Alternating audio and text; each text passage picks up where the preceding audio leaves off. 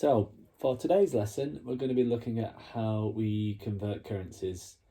What we mean by converting currencies is changing from one currency to another. So you're going to need your calculators to hand, so make sure you've got those. And you're also going to be using the ribbon technique, which we've used quite a bit in other areas. And again, it's a really, really useful mathematical technique that I like to use for a lot of different areas. So what I've got now is two conversion rates. These are rates as of today.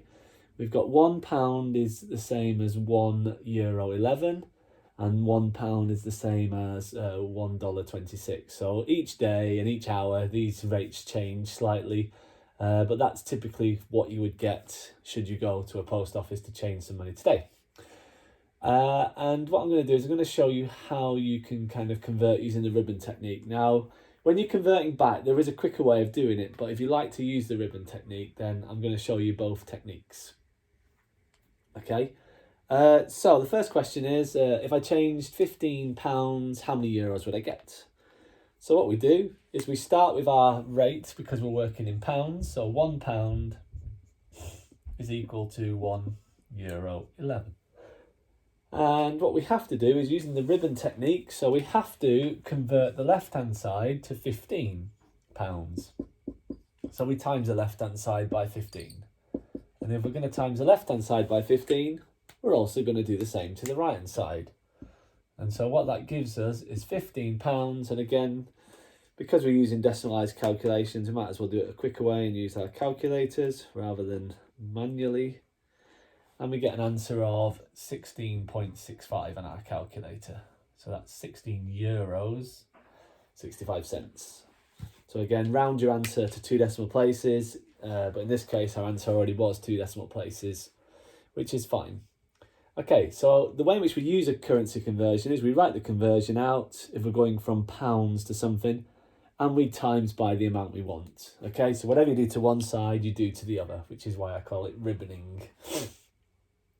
Okay, this next question then starts with $52. And if you notice, we've got the conversion from pounds to dollars. We haven't got the conversion from dollars to pounds. So I'm going to show you how I would kind of do that using the ribboning technique. So again, I would start with my conversion of £1 equals $1.26. And I'd think, right, well, how do I get back to $1? So what do I have to do to the $1.26 to get back to $1?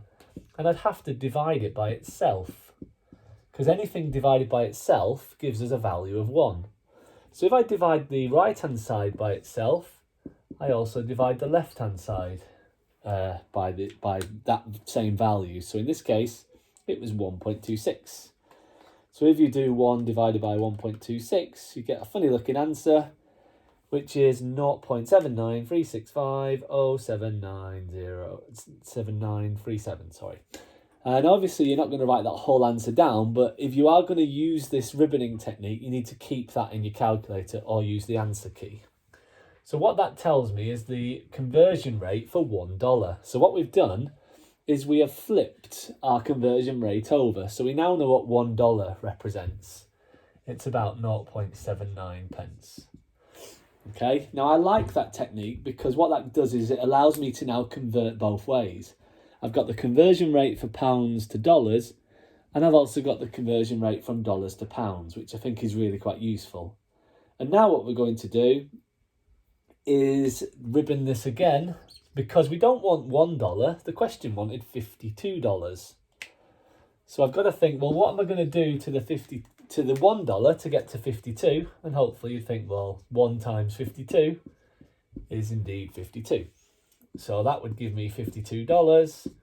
And again, what I'm going to do now is I'm going to use the full answer in my calculator from that previous currency conversion and times it by 52. So again, if you just press ants times 52, that uses the exact value from the previous line. And again, I get a horrible decimal number here and a pound sign in because this is pounds, and I've got £41 so it's 26 and then 9 and then 8 and then 4. Because of that 9, I'm going to round that up to 27 pence. So what that means is that $52 converts to $1. $52 converts to £41.27. Losing my mind there a little bit on my eyesight.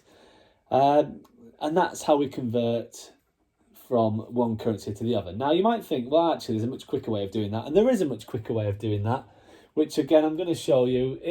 You might think, well, this is really easy, and that is when you convert back from a currency, you just divide by the conversion rate. Okay, so if I would have just done $52 divided by 1.26, what you'll find is you get exactly the same answer. So 52 divided by 1.26, and that still gives me my 41.27. Okay, and it's the same answer. Now you might think, well, that's way easier. Why didn't you teach me that first of all? And again, it just shows little understanding really to this way. And when we do a lot of kind of converting between multiple different stages, I actually find the ribboning technique works better.